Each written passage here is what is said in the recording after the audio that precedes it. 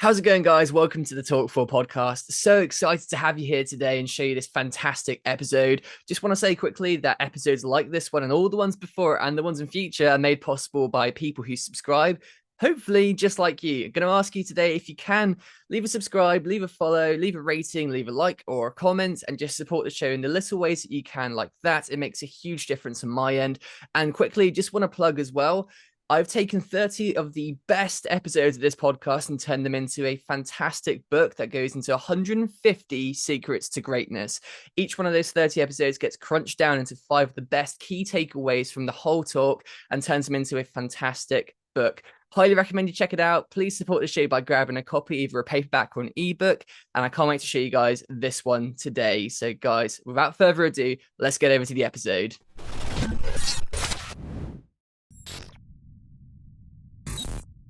How's it going, guys? Welcome to episode 144 of Talk4, the Quickfire podcast, where we ask 4 great questions to unique and interesting people. Behind the mic today is your host, Louis Skupien. That's me. Let me introduce an incredible guest for today. I'm super honored, super humbled. This is going to be such an incredible and exciting episode. Rear Admiral Greg Huffman, who's going to be answering our questions today then. So, Greg, how are you doing today? Welcome to the show, and thanks for joining us at the early hours of the morning. I really appreciate you. Hey, Louis. Good morning, and great to be on here. Thank you for taking the opportunity to bring me on. Looking forward to talking and getting through sharing some experiences, some insights on things, and just telling you what's going on out here. Yeah, absolutely. It's going to be a brilliant episode. And like I said to you a few minutes ago, you can just tell by the backdrops we've got going on here. The people listening in just on audio are going to be missing it, but we've got a pretty similar passion for aviation, and our backdrops just both look really, really good right now. But let's get into the kind of like a snapshot into the life of you then. So just introduce you to everyone. So we kind of do this 30 seconds, 60 seconds, even like a couple of minutes worth of like an elevator pitch, really, just a little bit about who you are, what your day job is, and a kind of a snapshot into the life of you. Then we're going to dig into it on the big scale. So yeah, fire away with that snapshot, and let's have a hear of what you get up to. All right, thanks, Louis. So Rear Admiral Greg Huffman. I have been in the Navy for about 35 years now, and currently I am the commander of Joint Task Force Micronesia. That is a new command that we stood up last June, headquartered here in Guam. And I have responsibility for the territories of Guam and the Commonwealth of the Northern Mariana Islands, as well as the Republic of Palau, the Federated States of Micronesia, and the Republic of the Marshall Islands. So in that capacity, I am the U.S. Indo-Pacific Command's senior military official out in this region. And if you look at this on a map, it is a huge, vast blue continent that would absolutely envelop the continental United States. It's just a really large part of the world, and it's a great opportunity to just be here, furthering the cause, making sure that we are maintaining a secure and prosperous Indo-Pacific region, establishing the right posture out here, and deterring adversaries. So that's really my major role as we stand this new command up, and very excited to be out here in Guam. That is very exciting stuff. And what an incredible career and incredible responsibility you have there. And I think it's really exciting for me too, because one of my previous guests, Brian Schrum, commanding officer on the Theodore Roosevelt, he had said that his kind of like dream up from where he was there was a rear admiral position. So I think that's just incredible that someone's so successful like that, and so incredible. And now we're speaking to you, obviously, which is just going to be a great chat. But what we tend to do here is talk about the backstory first. It's kind of the part one. So we'd love to get into just where all this came from, not only the passion and the inspiration behind it, but just how that career path led to where you are now and stuff. So looking at some of the stuff you got going on here, over 3 decades of a career, it's really, really impressive. So notable positions from VFA 81, VFA 27 to command of the USS John C. Stennis and USS Green Bay. Can you just give us a bit of a run through then of your journey really through all of this then? So from your time as a young officer to becoming a rear admiral, just kind of what that career path looked like and why you initially joined up, and kind of what the inspiration was there really, and any mentorship along the way that you got. Absolutely. Everything I think begins with family. So my father was a career naval officer. He was a surface warfare officer. And I had him and my mother as a great example of just service and responsibility, and things that, it was always instilled in me that serving was really an important aspect of just giving back to our country and to our community and to everything. So I kind of always knew I was going to join the Navy. That was just the pathway I had. And then from the aviation side, I'm a bit of a history buff, and I was very enthralled by World War II aviation and kind of just followed that along. And then as a youngster, I lived in San Diego, not too far from Miramar Naval Air Station back then, and that's where I got a chance to see aircraft flying every day. And so it just kind of stuck with me that that's what I wanted to do. And I was very fortunate enough to join the Navy. Went to the U.S. Naval Academy, selected to fly. Went through flight school, and then I was also fortunate to select jets. Went off to fly the FA-18C Hornet in Cecil Field, Florida. So that's in Jacksonville, a base that we've decommissioned. And my first squadron was VFA-83, the Rampagers. That was also a squadron that Brian Shrum was in later on. And he and I actually served together. He was in VFA-83 when I was in VFA-81. So I did that, my first tour. And then through the encouragement, again, of family, this time my wonderful wife encouraged me to apply to test pilot school. I didn't think that was really something I was going to do, and I got accepted to that, and that was a fantastic opportunity just to learn so much more about aviation, about everything about the business. And then I went and did a test tour out in China Lake, California. And I was also fortunate at the time, this was the mid-90s, to be one of the early test pilots flying the F-18 Super Hornet. So most of my early time in that was in F2, which was the second F-18F ever manufactured. It was a prototype. So it was a lot of developmental tests going on there. And that was just a great opportunity just to, again, expand on that. And then I went back to the fleet, and I went back to the FA-18C. So I kind of stepped from the Super Hornet back to the Charlie. But I do love the Charlie. It's a great airplane. And I deployed a couple times again there, and that's where I also served with Mush and in that air wing. After that, I was very fortunate to be selected to be a military aide to the President of the United States. So went to Washington, D.C., worked at the White House. Really fascinating time, sort of a witness to history. This was for President George W. Bush. So I was there from 2002 to 2005 and really saw a lot of interesting things going on there. And from there, I was also fortunate to be selected to command a squadron. So I went out to Japan, to VFA 27, and I had command of the Royal Maces out there. That's our forward deployed naval forces. And that was flying off the USS Kitty Hawk, one of our decommissioned ships. And that was just a really great time out there, living in Japan, getting to operate in this part of the world. Tremendous. And from there, as I know we've talked with Chris Hill and Brian Shrum, I went down the same pathway. Selected for nuclear power training, went off and went through about 18 to 20 months of pretty intense schooling. Got smart on a lot of things, or at least learned a lot of things. And then I was the last executive officer of the USS Enterprise. So that was our first nuclear-powered aircraft carrier. I did the last two deployments on the Enterprise. Really tremendous experience, getting to see that in action, getting to work with the sailors there, seeing how much they were dedicated to the mission. Really, really fantastic. And after that, I did command the USS Green Bay, one of our amphibious ships. And then again, fortunate to be selected for command of an aircraft carrier, and I had the John C. Stennis, one of the best tours of my entire career. Really, really, a fulfillment of a long journey at that point. After that, again, fortunate to be selected for flag rank.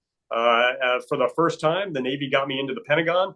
I went and worked as the operations officer, essentially, for the Chief of Naval Operations there in the Pentagon for a couple of years. Very interesting times then. That was during COVID, and so had to navigate a lot of the changes that happened throughout the world.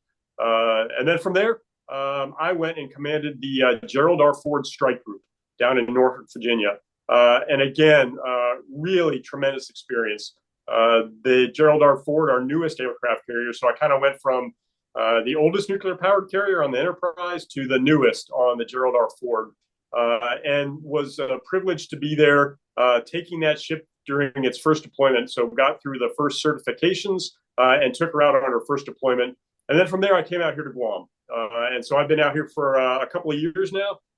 Really a real honor to be working with the people out here and getting to see all the activity that's going on. So kind of a varied career, got opportunities to do lots of different things, been all over the place, and really just loving every bit of it. And I'd go back to the family part. Without the support of my family, I would not be able to continue in this business, and it's really been a lot of fun. So that's me. Absolutely.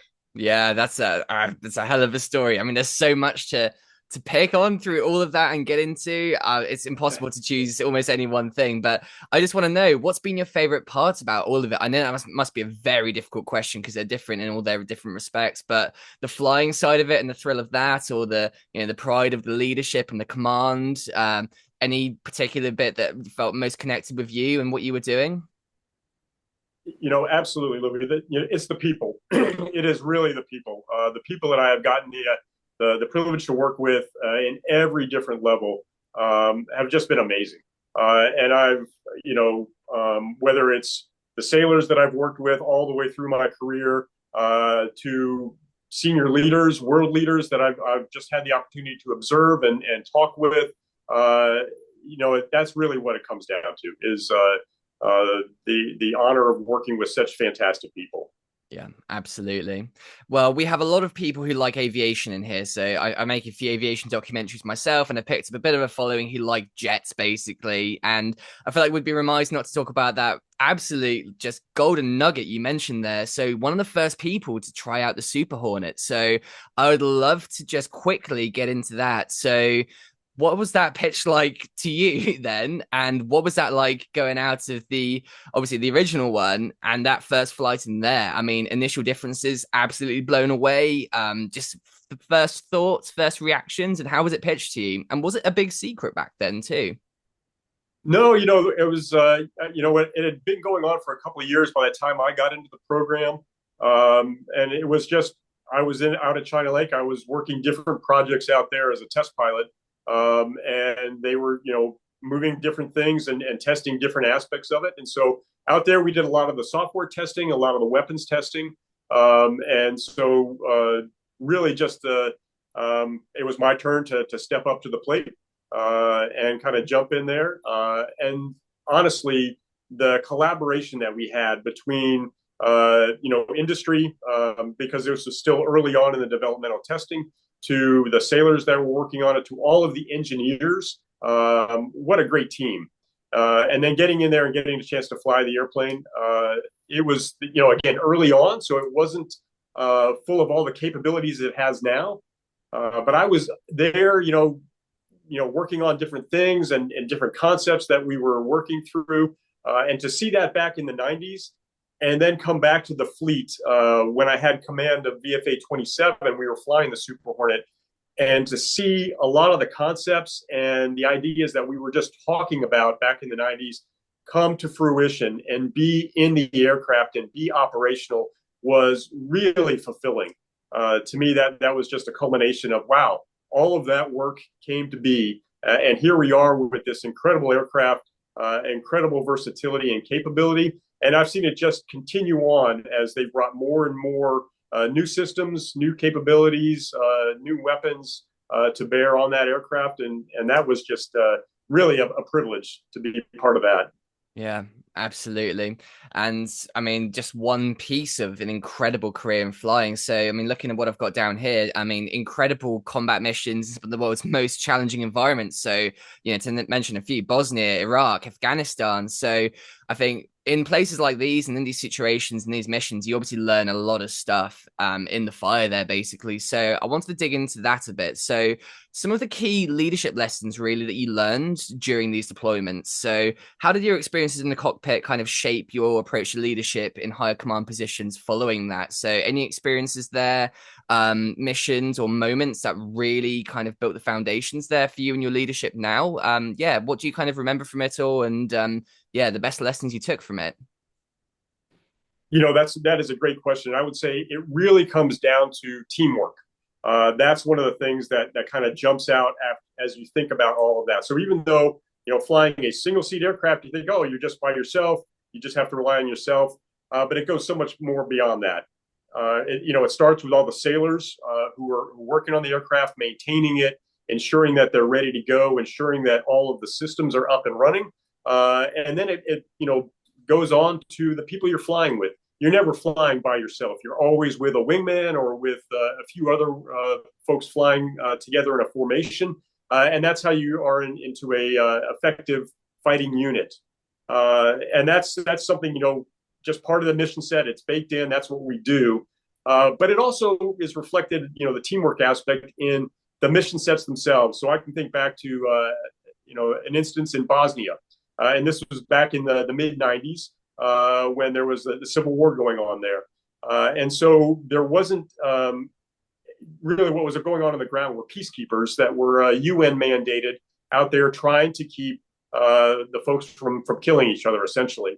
And I recall a mission where there were some Swedish peacekeepers that were coming under fire, and they called us for help. And so my wingman and I, we just proceeded overhead, and we didn't have to do anything but show up. Just by being there, just by making noise with the aircraft and being very visible, it sent the message to the folks that were shooting at the peacekeepers that it was more than they could handle, essentially, that we had their back. So it kind of goes all the way back to that teamwork effort. Those folks were relying on us, and we were able to show up and provide that support. And then I can fast forward to when I was a department head in VFA 81 doing missions in Afghanistan. And, you would launch off, you'd have weapons on there, and you didn't know necessarily if you were going to be called into action. You were up there patrolling, ready to go if something kind of, blew up a little bit. And there was one event where there were some Army soldiers that had come under fire. They had been ambushed, essentially, and they were calling for support. And so a couple different sections wound up going in there and providing that support. And at the end of the day, I can still recall, the calls from the air controllers on the ground, the forward air controllers, just thanking us for what we were able to do to help those folks out and really, take care of the bad people and allow the soldiers to survive. And so, again, another aspect of that teamwork across a number of different levels.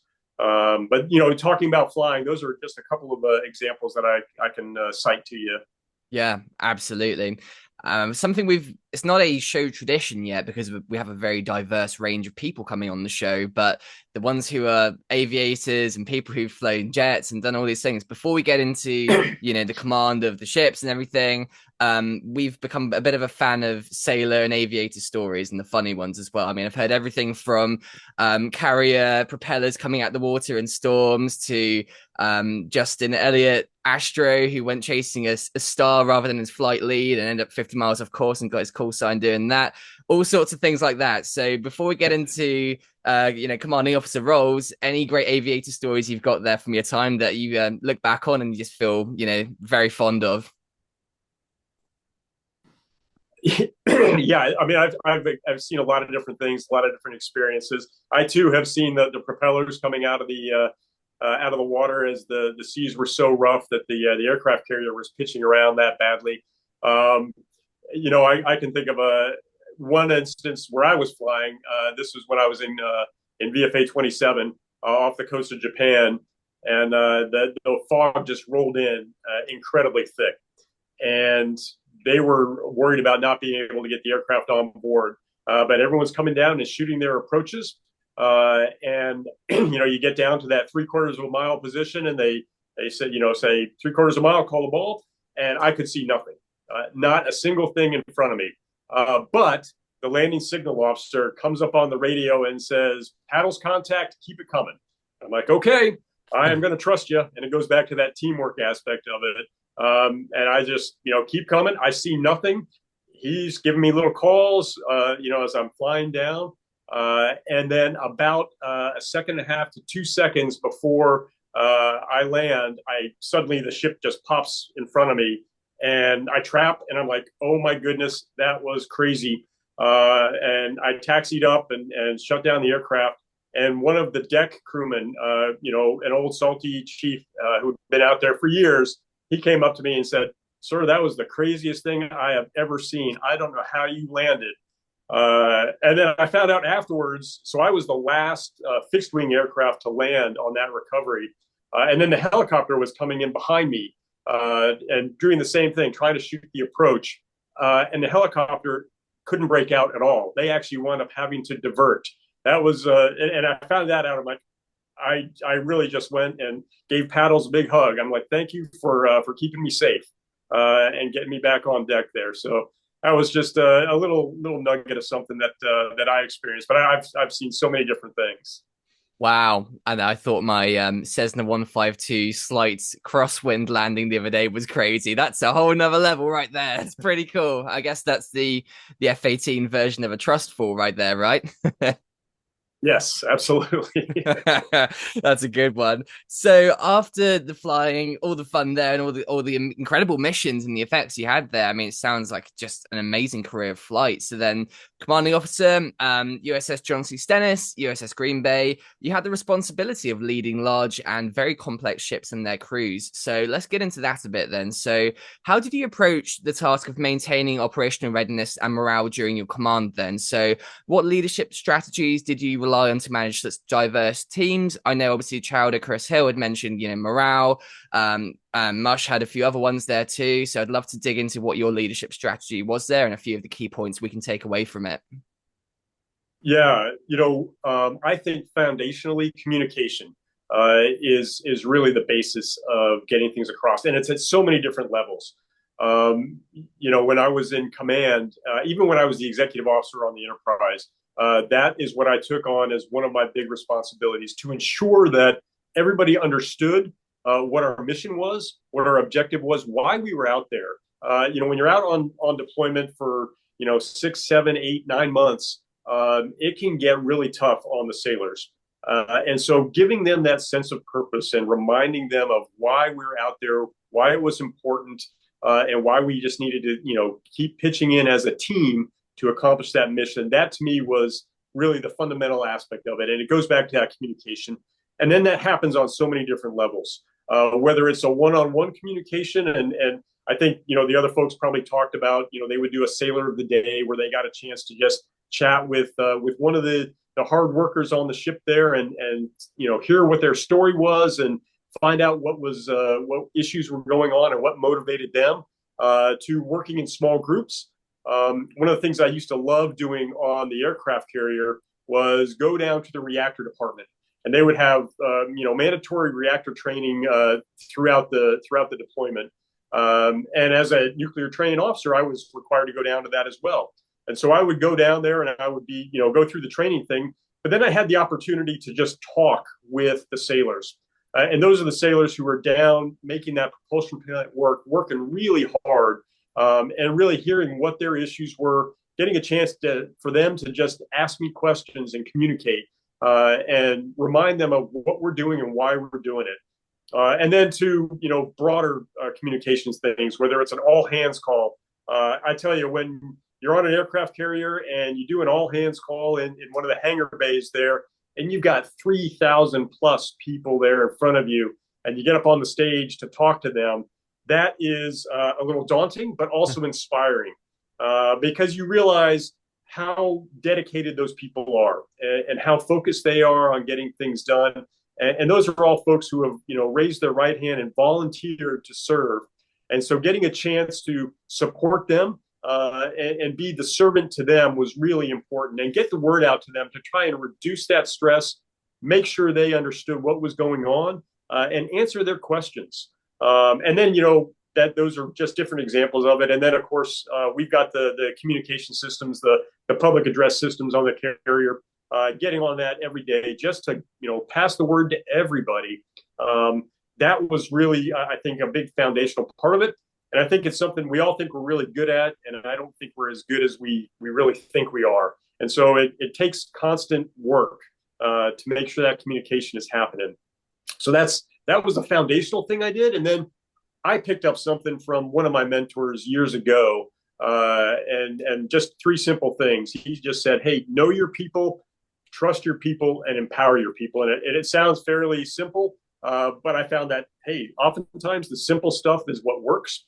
And when he talked about knowing your people, it's not only what motivates them, but what their strengths and weaknesses are and how you can pull out the best from them. And so it's really understanding fundamentally what drives them, what they're good at, how you can get the best out of them, and get them going. And then you got to trust them.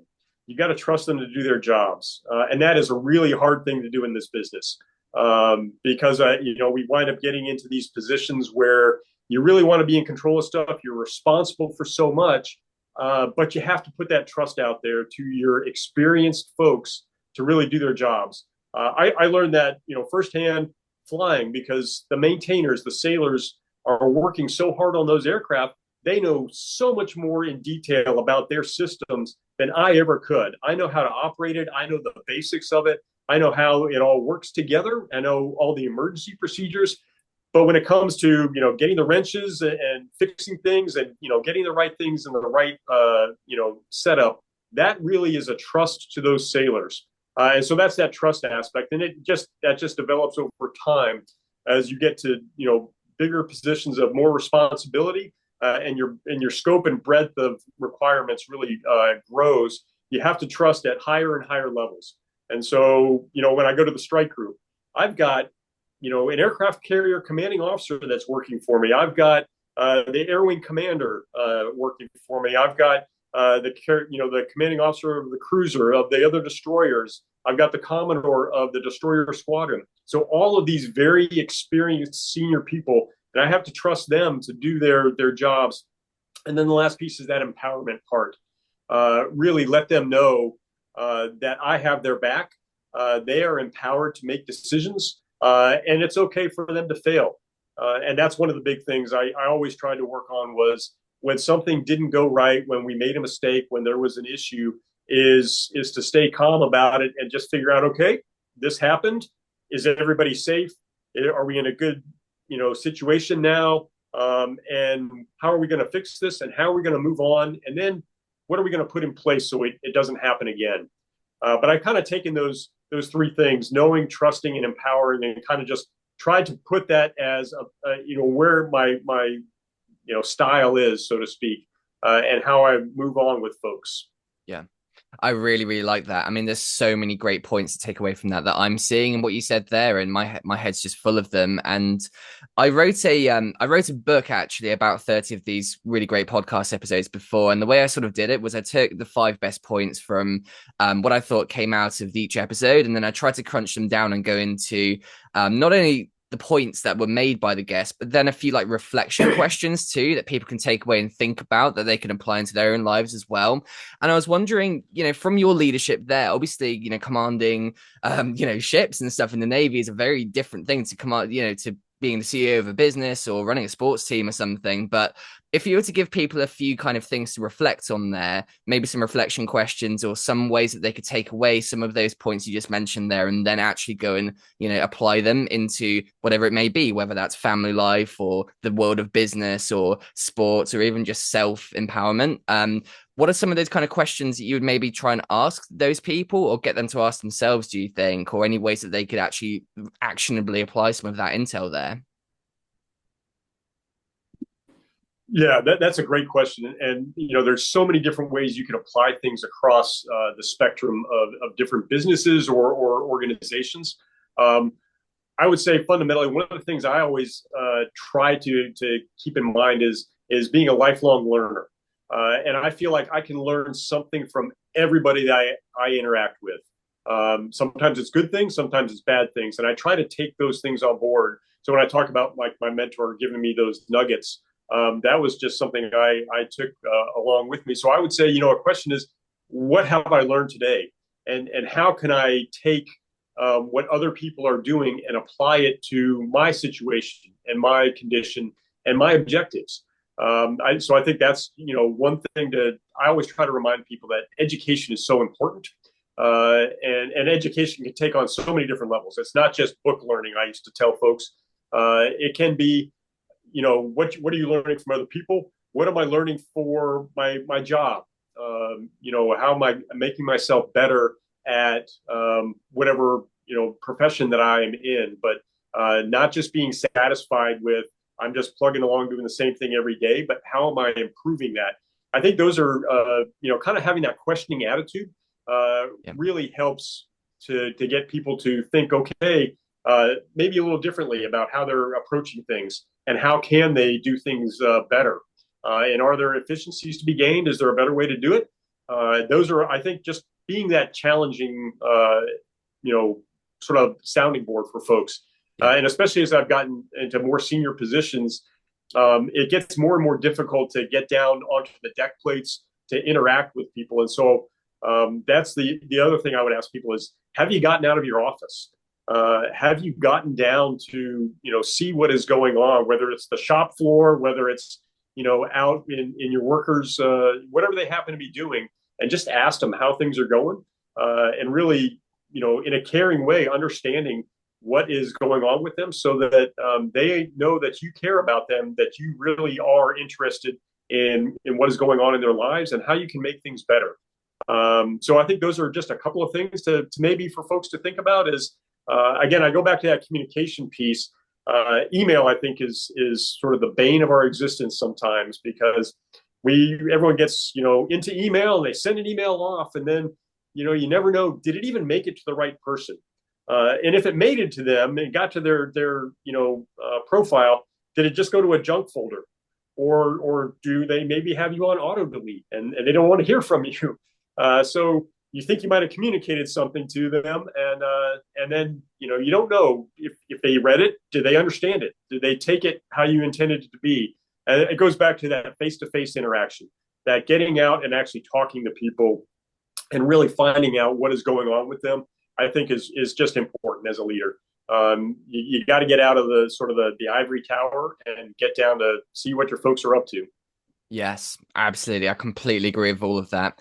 So the leadership stuff that you mentioned there, obviously a lot of it based on ships and everything, very different environment from what you're doing now then. So commander of Joint Task Force Micronesia, I'd love to dig into just how that's differing, or maybe how it's actually similar as well from what you were doing before then. So how are you approaching leadership in a joint command environment, especially in regions where national security priorities intersect with not only humanitarian but also diplomatic efforts too? So how does it differ, or how is it similar? It is really a privilege to be part of this joint task force. Throughout my career, I've had opportunities to work with the different services, but it's always, hey, I'm still in the Navy aspect of things, and I'm going back to the Navy family on every day. So I might interact, fly with Air Force folks, but at the end of the day, they're going back to their base. I'm going back to the ship, whatever it happens to be. Here, the entire staff is made up of folks from all the different branches. And that to me has been fantastic, because I get to see their experiences, their different approaches to different problem sets being brought to bear. And it really makes us stronger across the board. So an example would be, my chief of staff, my right-hand man, he's an Army colonel. So his experience going through the military is very different than mine. But I can leverage that and his approach to things and how he problem solves, how he interacts.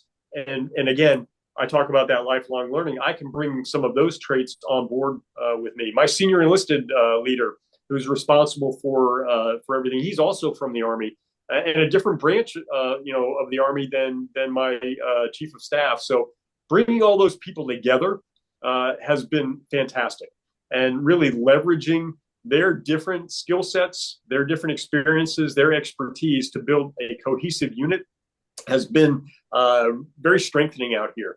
And I go back to, the command itself. It's a recognition of the importance of this region, of the operational imperative to make sure we've got the right forces out here to command and control what's going on in this region. And it's that commitment by the Indo-PACOM commands to everything that's going on here.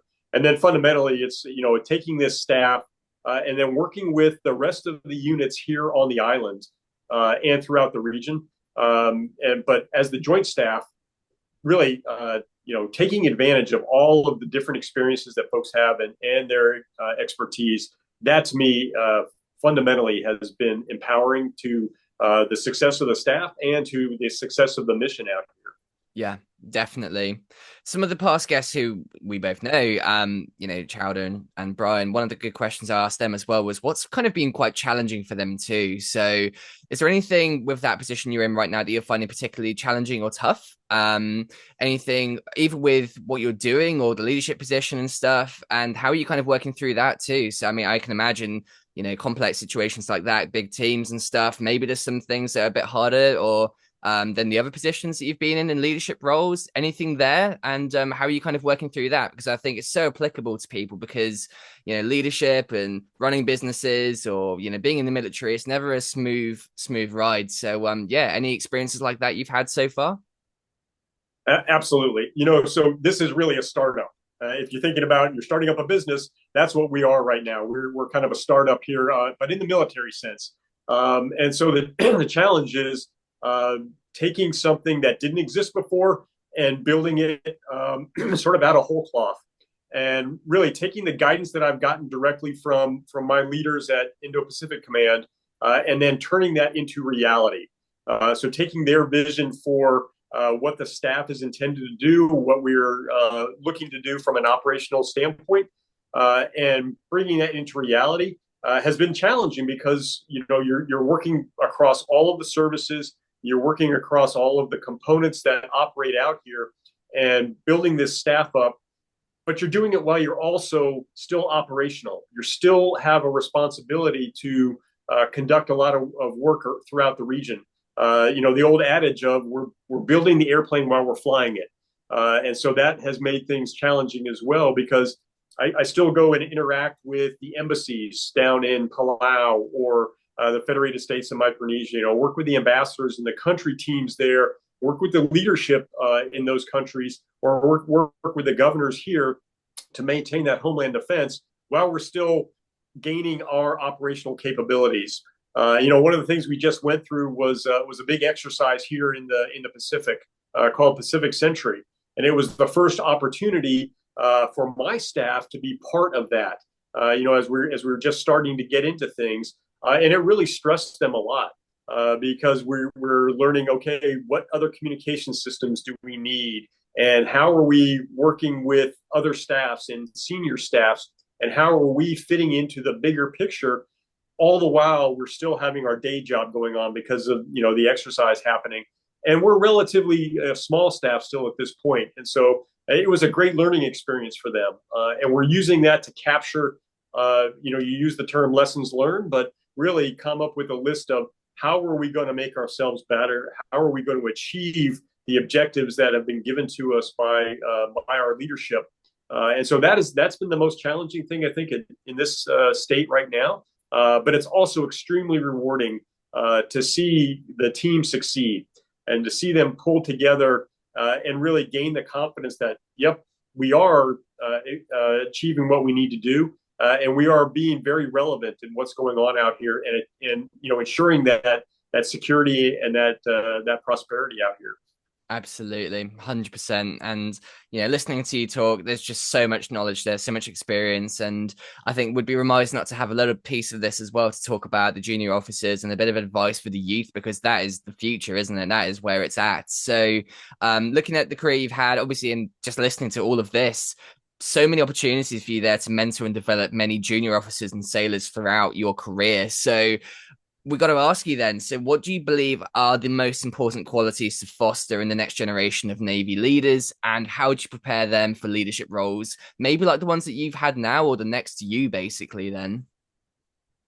Yeah, I'd say, first off, I always tell them, hey, you have to be an expert in your field. You have to really understand what your skill set is, what your mission is, why you're doing what you're doing. So if it's an aviation, be the best aviator you can. Understand everything about your aircraft and the tactics and how to just be fundamentally solid from that professional standpoint, and then build upon that.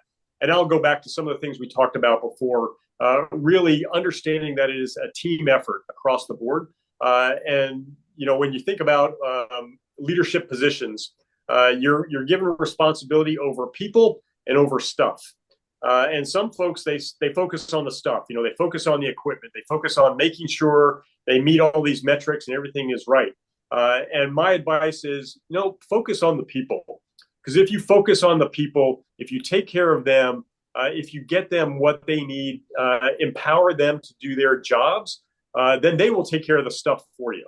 And so that's something that I try to pass on to everybody is just, understand that aspect of it. So be the best at your own job, understand what that's all about. But then look to, as you rise up in the ranks and you have more responsibility and your scope and breadth of requirements expands, really get to know your people. And it gets harder and harder when you get to those larger organizations. But that's where you need to spend the time. You need to really focus on getting around, seeing what's going on, understanding what's happening with your folks. And that can give you some feedback on, am I communicating effectively? Do they understand what our mission is? Are we achieving what we've been tasked with doing? So those are a couple of things I would try to pass on to folks. And then I also go back to that lifelong learning. I think if we always, we get to the point where we think, okay, I'm done, I don't need to learn anymore, we've kind of failed. And as every position I've gotten into, I've just learned so many different things, different approaches, different ways to problem solve, and different ways to take care of people. I think a little bit of my time when I was at the White House, and just, sort of a witness to history, a little bit of a fly on the wall on things, but getting to see at very senior levels how leaders interact.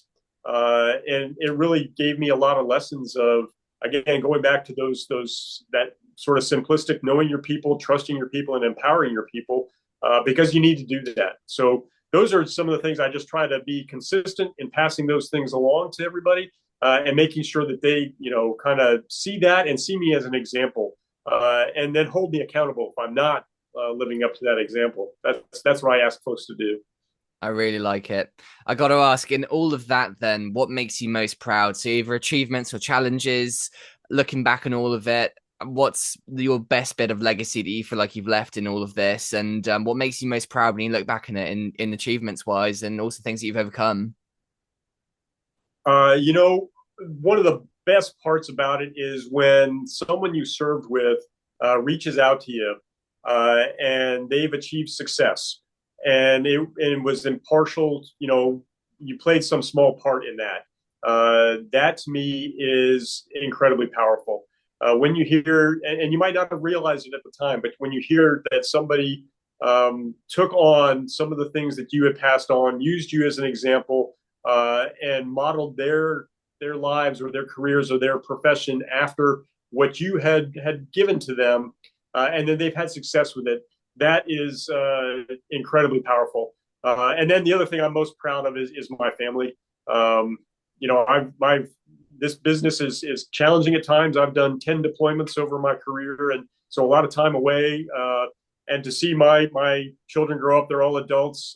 They have families of their own now. But that to me has also been just really rewarding and inspiring, and I'm very proud of that. And my two sons are both naval aviators, and my daughter is a therapist, and she's focused on military families and service members, and so that's how she's kind of giving back.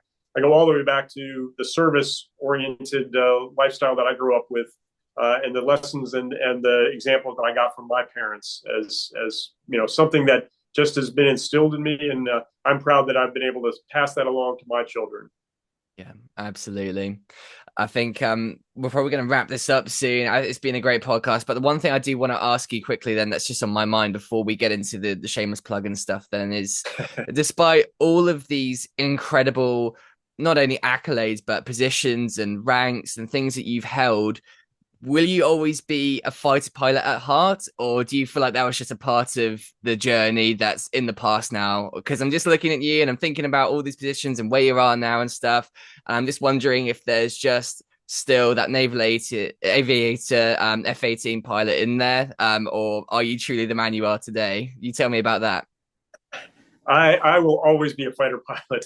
That to me, the experiences I've had, they'll just never be topped. And I still go back to missions I've flown, things I've experienced, and sometimes one of the greatest thrills, and it gets, you get very used to it, but it's just a daytime catapult launch in an aircraft when it's a beautiful day out there, and it's just nothing like it. And you kind of get that freedom of going off the front end of the ship, and then you're flying, and you're just looking around at the beautiful ocean, and being a single seat person, you're sort of by yourself, a little bit of time to just hey, wow, the beauty of the world, and I'm privileged to have the opportunity to do that. So yeah, I'll always be a fighter pilot at heart. That's just that was what got me to where I am and gave me a lot of those life lessons, and I'll just continue to keep that as the foundation. Brilliant, absolutely. And last thing to get into, a bit of a new show tradition that I would love to ask people. I think we've got some really great answers from here, but a few years before flying in the jet, if you had a moment to speak to a very young you, let's say, 10 to 13 years old, just have that kind of back to the future moment and whisper in his ear just for a minute, what would be your advice to a young version of you looking up at the incredible career that's to come? I would say, especially my younger self, be confident. Just trust in your abilities. Trust in the people around you, and it's all going to work out. But be more confident. I think early on, I would never really thought I was going to get to where I am. And as I think back on it, insecurities, whatever they are, where you don't think you're able to do things. But I would say, be confident and continue to learn from everybody that you're interacting with, and keep on that path. Absolutely. All right. Well, that's the 4 questions for today. So let's get into the shameless plug then. Traditional moment. You got a couple of minutes, Greg. Take a couple of minutes. Promote anything that you're working on. You want people to take a look at, or just something you believe in. Whether that's books along the way, social media, or even just looking a bit more into what you're doing out there right now. So yeah, just fire away and tell us where to go after we finish this podcast. I would say encourage people to learn about what is going on out in this part of the world, and really understand it. And it's kind of funny. I've got a lot of well-educated friends, and I'll tell them that I'm going to Palau, and they're like, "What? Where is that?"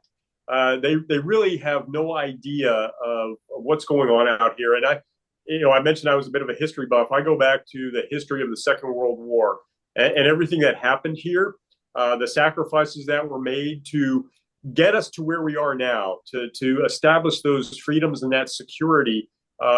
It's incredibly powerful. And then the people of this region and the culture out here is amazing. And so I would encourage people to learn a little bit about that, understand the importance of it, and really understand what is going on out here across all of Micronesia, and why it's important to the United States. And I'll start here in Guam and the Northern Mariana Islands. This is the United States. These are U.S. territories. These are Americans out here. And so when we talk about Homeland Defense, this is the leading edge of that. And so I encourage people just to really learn that, understand that, and honestly, if you get a chance, come on out here. People, they'll go from the East Coast of the United States to Hawaii, and they go, "Oh my gosh, that's such a long flight." And then it's another 7-hour flight from Hawaii out here to Guam on the other side of the international date line. So we're pretty far forward. And a lot of people don't realize how far forward America goes out in this part of the world. So I would just encourage folks to just learn a little bit more about what's going on here, and the importance of it all. because it's really critical to the security of the entire region and the entire world. And so that's what we're doing out here. So that's my shameless plug. There we go. Great stuff. Well, Greg, all I can say is just a massive thank you, not only for being up early in the morning to do this, but for everything you do, your service, and everything you do to protect the free world and further the interests of everything you're doing. I think it's incredible, and I will never not find it a complete pinch me moment to just think that people like yourself would spend time talking to me on this podcast. So deeply humbled, super honored, and I really appreciate you. Thank you for doing this. What an absolute pleasure. No, thank you, Louis. I appreciate that. And you are welcome to come out here anytime. We'd love to host you. That'd be fantastic. I'd love to see what's going on out there. And yep, I'm pretty keen with the camera, and I would love to do some work with you. I'm sure we'll get into it after this. But as for now, guys, thank you for listening in. This was episode 144. If you'd like to listen in to the past episodes, go and have a look at the channel. And if you'd like to listen in for the future ones too, make sure to hit that subscribe button and spread some love by leaving a like and a comment. Signing off for now. See you in the next one. Good night.